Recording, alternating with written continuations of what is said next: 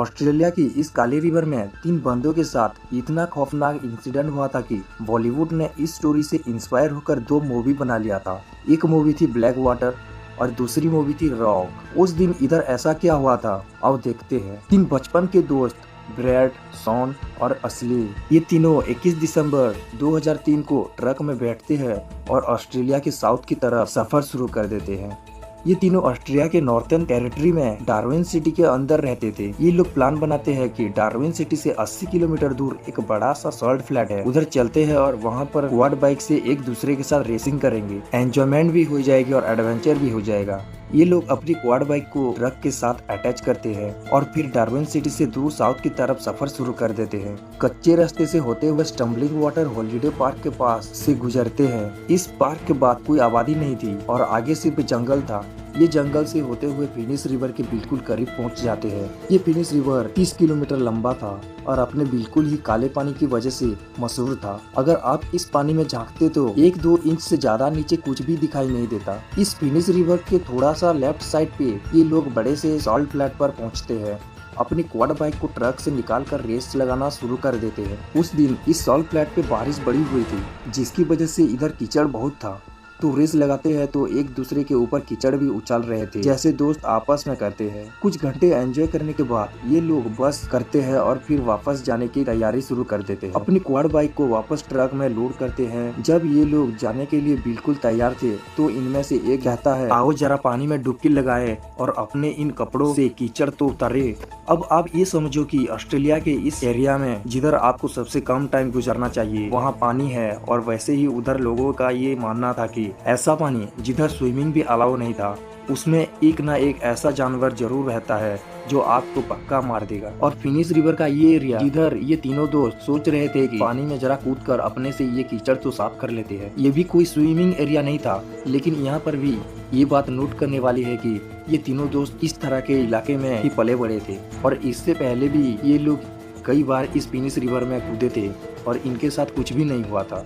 तो उनके दिमाग में ये सोच थी ही नहीं कि फिनिश रिवर में कूदना कोई खतरे की बात है। खैर ये लोग रिवर के करीब जाना शुरू कर देते हैं। अभी ये लोग रिवर के पास पहुंचे नहीं थे कि उसका पानी इनको अपने पाँव में फील होना शुरू हो गया था। असल में 1-2 दिन पहले इस इलाके में ठीक कर बारिश हुई थी, जिसकी वजह से ये रिवर ओवरफ्लो होकर बाहर की तरफ बहना शुरू हो गया था। मतलब पानी नेचुरल बाउंड्री से ज्यादा ही ओवरफ्लो हो रहा था। ये रिवर बिल्कुल ऐसा ही था जैसे हम जमीन के एज पे नहीं खड़े होते और अलग कदम आगे रखते तो सीधा 20 से 25 फीट पानी में। रिवर के साइड पर ये मैंग्रोव ट्री लगे हुए थे, इनकी रूट्स पर बहुत सारे शाखाएं निकली हुई थी। ये तीनों दोस्त बिल्कुल ही एज पर पहुंचकर इन मैंग्रोव ट्री के शाखाओं को पकड़ते हैं और अपने आप को पानी में डुबाकर साफ करना शुरू कर देते हैं। बड़े ही केयरफुल तरीके से ये अपने आप को साफ कर रहे थे और शाखाओं को भी अच्छी तरह ग्रिप किया हुआ था, कहीं ये छूट ना जाए। पिक्चर में तो आपको ये रिवर स्टिल दिखाई दे रहा है, लेकिन असल में बारिश की वजह से इसका बहाव बहुत तेज हुआ था।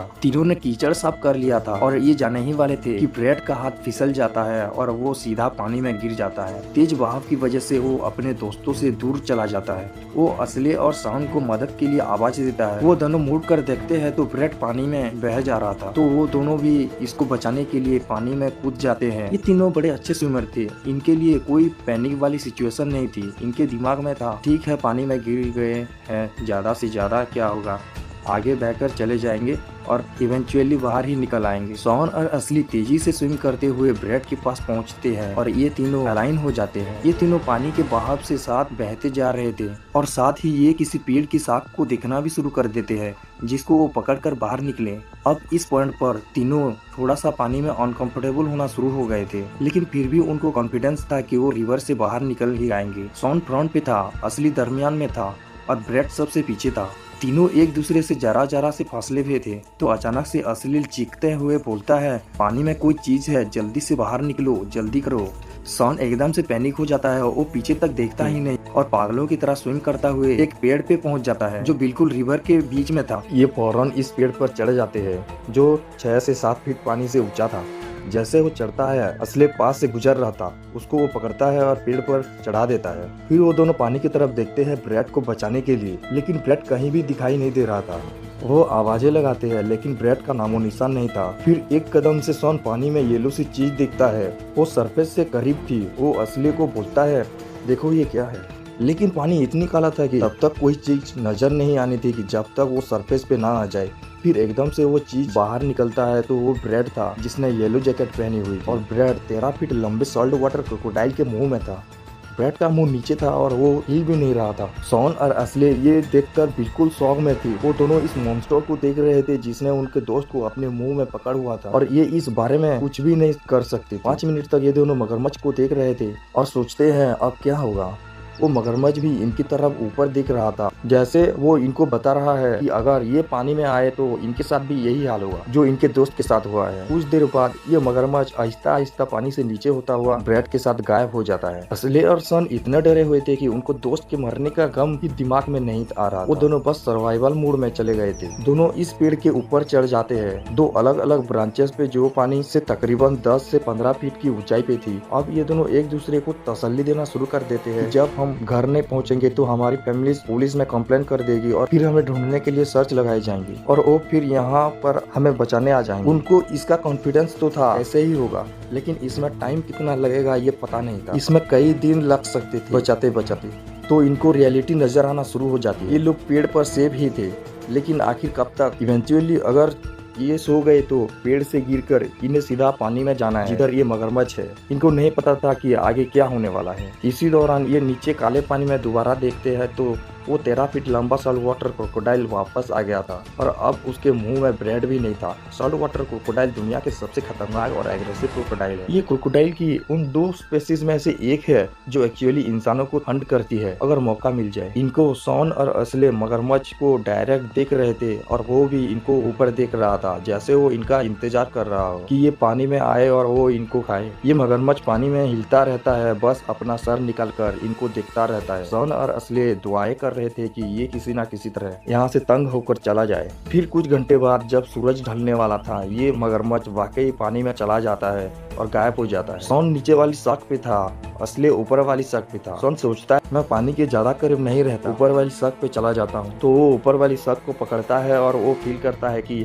ये काफी मजबूत है, तो वो अपना सारा वजन उस पर डाल देता है। चढ़ने की कोशिश करता है तो वो सड़क ही टूट जाती है।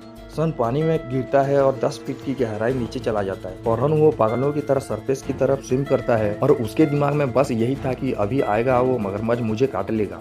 लेकिन जैसे ही वो सरफेस पर पहुंचा तो वो नोट करता है कि पानी के बहाव की वजह से वो अपने पेड़ से दूर आ गया है। पैनिक में वो अपनी दूरी जान लगा देता है उस पेड़ के पास पहुंचने के लिए। उसको पता था कि जितनी तेजी से वो पानी में हरकत कर रहा है वो मगरमच्छ को अपनी तरफ अट्रैक्ट कर रहा है। पूरी जान लगाकर वो जैसे तैसे की नीचे वाली सड़क को पकड़ लेता है, लेकिन उसका जिस्म अभी भी पानी में था और उसके दिमाग में यही आ रहा था अभी आया वो मगरमच्छ और उसकी टांगों को काट लेगा। लेकिन फाइनली वो ऊपर चढ़कर अपनी उसी सड़क पर आ जाता है जहाँ वो पहले से ही था। असली उसकी मदद करके उसको अपनी ऊंचाई वाली सड़क पर बिठा देता है। फिर ये दोनों पानी में देखते हैं उस जगह पर जिधर शॉन गिरा था और उधर वो मगरमच्छ फिर रहा था। शॉन बिल्कुल टाइम पे पानी से बाहर निकल जाता है। जब सूरज ढल जाता है तो इधर बिल्कुल ही गुप्त अंधेरा हो गया है। इस एरिया में किसी किस्म की लाइट नहीं थी। पानी में नजर आना तो दूर की बात है, दोनों को आपस में बैठ के एक दूसरे की शक्ल ही दिखाई नहीं दे रही थी। इधर इतना अंधेरा था तो इनको पानी में मगरमच्छ भी दिखाई नहीं दे रहे, लेकिन इनको पता था कि वो नीचे ही है क्योंकि वो पानी में हरकत कर रहा था। ये दोनों एक दूसरे को पकड़ कर बैठे रहते हैं कि कहीं कोई नींद में नीचे ना गिर जाए और वो मगरमच्छ के हाथों मारा जाए। कई घंटे ये लोग ऐसे ही बैठते रहते हैं। आधी रात को इस एरिया में तूफान आ जाता है और तेज बारिश की वजह से अब इनको पानी में मगरमच्छ की आवाज भी नहीं सुनाई दे रही थी। तो इनको कोई आइडिया नहीं था कि मगरमच्छ नीचे है या नहीं। लेकिन जब जब बिजली गरजती है तो उस लाइट से पानी में देखते हैं तो उसको साफ साफ मगरमच्छ दिखाई दे रहा था। कई घंटे बारिश होती है और इनको बारिश की भी परेशानी थी कि कहीं पानी का लेवल इतना ना बढ़ जाए नदी में कि मगरमच्छ छलांग लगाकर इनको पकड़ के नीचे ना खींच ले जाए। बस ये दुआ कर रहे थे कि ये किसी तरह इस रात को सरवाइव कर ले। फिर फाइनली सुबह होती है तो वो नीचे पानी में देखते हैं तो वो मगरमच्छ अभी भी पेड़ पे पास बैठा हुआ था और इनका इंतजार कर रहा था। साथ ही वो ये भी नोट कर रहा है कि बारिश की वजह से पानी का लेवल बहुत ज्यादा बढ़ गया है। इनको जल्द अगर नहीं बचाया गया तो एक बारिश और होनी है और ये लोग मगरमच्छ के रंग में आ जाएंगे और वो इनको पानी में खींच लेगा। लेकिन लकीली सुबह 10 बजे एक पुलिस ऑफिसर पास में ही इनको ढूंढने के लिए आवाज लगा रहा था। इनकी फैमिलीज ने वाकई पुलिस को इनकी मिसिंग रिपोर्ट की फाइल कर दी थी और पुलिस इन दोनों को पेड़ पर बैठा देख लेती है। फिर ये लोग हेलीकॉप्टर की मदद से इनको बचाने के लिए कोशिश करते हैं कि ये रस्सी की सीढ़ी को इनको तरफ लो करके है इनको चढ़ाने के लिए, लेकिन हेलीकॉप्टर के ब्लेड से पेड़ पे ही खड़े बैलेंस लूज कर रहे थे और पानी में साफ मगरमच्छ भी दिखाई दे रहा था। तो इनको बचाने के बजाय ये गलती से मगरमच्छ के मुंह में इनको ना भेज दे, तो ये हेलीकॉप्टर को वापस भेज देते हैं। लेकिन जब हेलीकॉप्टर नीचे आया था तो मगरमच्छ डर कर वहाँ से दूर चला गया था। फिर ये एक बोर्ड लाते हैं जिसको उस पेड़ के नीचे करके इन दोनों को बैठाते हैं और फिर यहाँ से इनको बचा कर ले जाते हैं। दोनों ही लड़के इस इंसिडेंट से बहुत ही ज्यादा हैरेसमेंट में हो गए थे। जहाँ तक ब्रेड की बात है तो इस रिवर में सर्च करने के बावजूद भी ना उसकी बॉडी मिली, ना ही उसकी कपड़े मिले और ना वो मगरमच्छ दिखाई दिया जिसने उसको मारा था। ऐसे ही करके इन दोनों की जान बचाया गया। अगर आपको ये वीडियो अच्छा लगा तो लाइक करें या सब्सक्राइब करें। धन्यवाद।